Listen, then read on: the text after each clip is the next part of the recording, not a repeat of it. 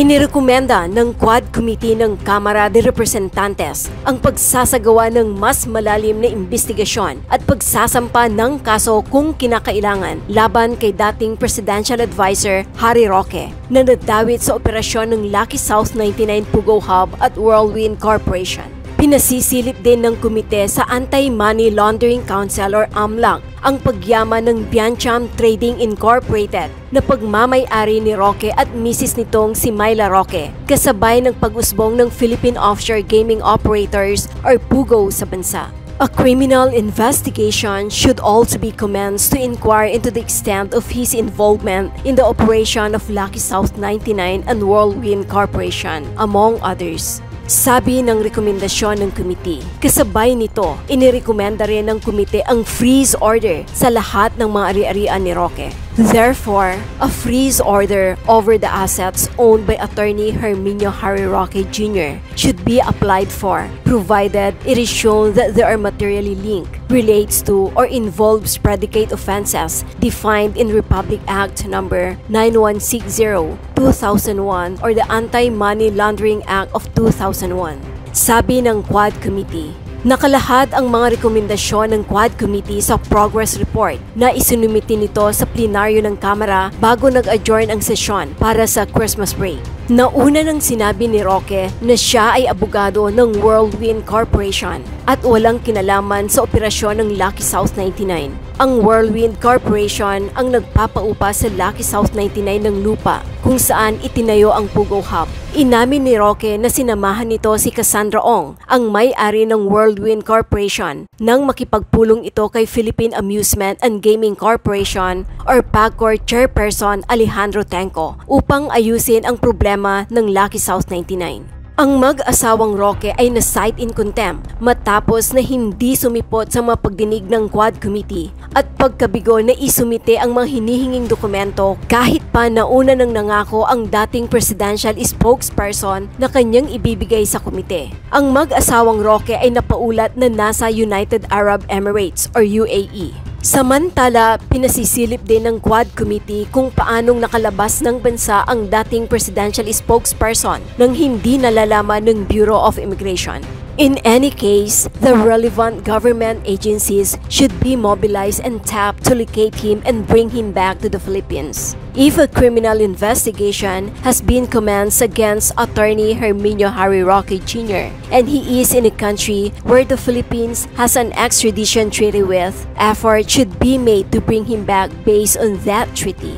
Sabi pa sa progress report, maaari ring umanong magpadala ng diplomatic request ang Pilipinas sa UAE upang ibalik sa bansa ang mag-asawa. Samantala, nagbigay ng pahayag ang dating presidential spokesperson ni former President Rodrigo Roa Duterte na si Attorney Harry Roque sa kanyang latest vlog na The Spock's Hour tungkol sa unang Pasko na malayo ito sa kanyang mga mahal sa buhay. On first Christmas away from country and family. Ito po ang kauna-unahang Pasko na hindi kasama naming mag-asawa ang aming dalawang anak. Alam ninyo naman po kung bakit nawali kami sa aming mahal sa buhay. Ipinaglalaban namin ang aming karapatan. Karapatan bilang mamamayan. Karapatan para magkaroon ng privacy. Karapatan na tratuhin na may respeto at dignidad. Hindi po kami papayag dungisan ang aming dangal, lalong-lalo na ng mga taong walang dangal. Nanindigan po kami at nawalay po sa piling ng aming mahal sa buhay. Hindi po ako nagsisisi.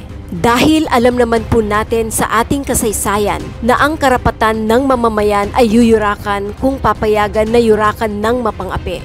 Ayon kay Roque, walang kinalaman sa batas ang hinihingi umano ng Kongreso sa investigasyon nito sa pamamayagpag ng may illegal na pugaw sa Pilipinas. Narito naman ang opinyon ni Attorney Enzo tungkol kay Harry Roque at kanyang asawa. Ang nakapirma ay ang kanyang asawang si Myla Roque. Kaya pinapatawag din ng Quadcom, ng Kamara, yung asawa niyang si Myla Roque. Tumakas din yung asawa niya. So ngayon magkasama na sila yata doon sa United Arab Emirates. Silang dalawa. Naiwan ngayon yung mga anak nila kaya paiyak-iyak si Roque. Durog si Roque. Itutudo na ang attacking legal sa kanya ayon sa Quadcom. Ha? Madudurog talaga ito si Roque. Nag-vlog itong si Roque, umiiyak. Mangiyak-ngiyak. First time niya raw na mag-Christmas na hindi kasama ang dalawa niyang anak. Ha? Kaninong kasalanan, Roque? Sa'yo. Sa'yo rin kasalanan yan eh. Kami, hindi naman kami natutuwa sa nangyayari sa'yo. Eh, Kristiyano tayo, hindi tayo dapat matuwa sa paghihirap ng iba. Pero wala eh, kasalanan din yan ni Roque. Ang dali lang naman sana ng problema niya na yan. Unang-una, harapin niya. Ha? Harapin niya yung pagdinig ng Kamara, ng Quadcom. Kung hinihingi lang naman sa kanya ng Quadcom, i-produce niya yung mga ebidensya niya. Kasi nga, questionably yung kanyang ari-arian. Biglang lumobo. Ha? Biglang lumobo yung kanyang mga assets, ano? Yung kanyang mga ari-arian. Yung kanyang net worth. Biglang lumobo. Ngayon, tinatanong siya, saan ang galing? Saan ang galing ito? Kung sa sweldo mo lang sa gobyerno, kung sa practice mo lang ng law, hindi ka naman magkakagaroon ng ganito kalaking kung ilang daang milyon. Ang problema, ayaw i-produce ni Roque yung mga ebidensya niya. Nung una, ang sabi niya, nagkaroon ako ng malaking pera kasi yung property namin sa Parañaque, binili. Yun, yung pinagtayuan ng mall dyan, SM yata yun. Ha? Sa amin yan. Sa amin yan. Yung mga tiya ko, sa akin pinatago yung pera. Ang sabi ng Quadcom, mayroon ka bang ebidensya niyan? Kasulatan niyan? Yung mga deed of sale niyan? Ha? At saka yung statement of assets, liabilities, and net worth mo, dalhin mo. Ang problema, hindi. Tumakas si Roque. Ha? Papunta ng United Arab Emirates. Ngayon, hindi natin alam kung nasaan na siya. Pati yung asawa niya, pinapatawag din. Ano naman ang atraso ng kanyang asawa? Ang atraso naman ng kanyang asawang si Mayla, ganito. Nagtayo si Roque at ang kanyang asawa ng holding corporation, yung Biancham. Ngayon, mayroong ari-arian doon sa Tuba Benguet. Sa Tuba Benguet, isang mansyon. Yung mansyon na yon, nirerentahan ng mga officials, tauhan ng Pogo. Yung mga official, mga foreigners, doon nagrerenta. Doon sa mansyon na yon, sa Tuba Benguet, ay pag-aari yun ni Roque. Ang sabi ni Roque, hindi naman sa akin nakapangalan yun. Nakapangalan yan doon sa corporation, Biancham.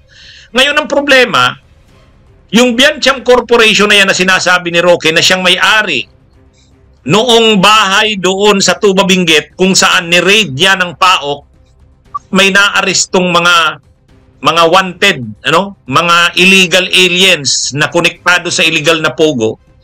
Ang nakasulat, nakaperma doon sa deed of lease, yung contract of lease, ang nakaperma ay ang kanyang asawang si Mayla Roque. Kaya pinapatawag din ng Quadcom, ng Kamara, yung asawa niyang si Mayla Roque. Tumakas din yung asawa niya. So ngayon, magkasama na sila yata doon sa United Arab Emirates. Silang dalawa. Naiwan ngayon yung mga anak nila. Kaya paiyak-iyak si Roque. Sabi niya, I'll be home for Christmas. May mga pakanta-kanta pa siya. Pero ito yung mas malala. Nag-order na ngayon ng Quadcom na itudo na ang mga pagsampa ng mga kasong legal laban kay Roque. House Quadcom pushes for full-scale legal offense versus Harry Roque. Yun. Yan mga kabunyog So hindi ko gawa-gawa yung sinabi ko na yon. House Quadcom pushes for full-scale legal offense versus Harry Roque. Ibig sabihin, sa ngayon kasi wala pa naman talagang todo-todong mga kaso kay Roque. Unang-una, wala pa namang warrant of arrest ang korte. Si Roque ngayon ay nandun sa ibang bansa, nagtatago. Doon pa lang yan sa pag-cite sa kanya in contempt ng Kamara. Mga kabunyog, mga kababayan. Yan yung yan po mga kabunyog, mga kababayan. Si Roque, wala pa naman yung warrant of arrest galing sa korte. Mayroon sa kanyang nakasampang reklamo, criminal complaint, nakasampa sa DOJ, tungkol yun sa qualified human trafficking. Qualified human trafficking, kasama niya si Cassandra Leong. Pero wala pang resolution ang DOJ doon. Ang sinasabi ng Quadcom ito, matindi to. Matindi to mga kabunyog. Ito. Quadcom calls for freeze order, extradition of Roque and wife over alleged Pugo involvement. So, matindi to. Kasi pinapanawagan ng Quadcom sa AMLAC, Anti-Money Laundering Council, na i-freeze ang kanyang mga assets. Matindi yan, mga kabunyog. Ipinapa-freeze ang kanyang mga assets. Sa katunayan, may sulat na si Executive Secretary Lucas Bersamin sa AMLAC na hinihiling nito na i-freeze ang mga assets ni Roque. Paano yan? Paano niya magagamit ang mga assets niya kung i-freeze? O wala na. Kahit anong yaman mo, kung hindi mo na magamit ang mga assets mo kasi frozen ito, wala. Wala. O yan mga kabunyog. Quadcom calls for freeze order. At ang isa pa, nananawagan ang Quadcom na i-extradite na. Ibig sabihin, pabalikan sa bansa yung mag-asawa. Si Roque at ang asawa niyang si Myla. Yun, medyo mabibigat ito. Medyo mabibigat na ito, mga kabunyog, mga kababayan. Ito ang sinasabi ng Quadcom na, yan po yung ibig sabihin nitong panawagan ng Quadcom na House Quadcom pushes for full-scale legal offense versus Harry Roque. Yun. Full-scale na, todo na. Kasi wala pa naman talaga. Actually, ang kinakaharap niya pa lang sa ngayon, yung warrant of arrest niya tungkol sa hindi niya pagsipot sa kamera. Ano yun? Yung pag-cite pa lang sa kanya in contempt yun eh. Hindi pa yun criminal talaga na kaso. Mayroon naman siyang criminal case na nakasampa kasama si Cassandra Leong pero hindi pa naman nare-resolve ng DOJ. Ang sinasabi ngayon ng Quadcom, hindi na. Itudo na ang legal offense o atake kay Roque. Yung mga pwedeng ikaso, i-freeze na yung kanyang mga assets. I-extradite na, pabalikin na sa Pilipinas. Yung mag-asawa, yung matindi yan. At saka, iimbestigahan ang immigration. Iimbestigahan ang immigration. Kasi paano nakalabas si Harry Roque? Paano nakalabas? Totoo, wala pa naman sa kanyang whole departure order. Pero, pagkaganyan na laman na ng mga laman na ng napakaraming mga pagdinig ng kamera, eh syempre ang immigration pag dumaan sa iyo, titimbrehan mo ang boss mo. Yung immigration commissioner. Saka nasa ilalim ng DOJ ang Bureau of Immigrations. Yan mga kabunyog, mga kababayan. Dalawang nawala kay Roque, Pugo at Pogi. Mag-subscribe at i-click ang notification bell para sa mga susunod na video updates. Maraming salamat po.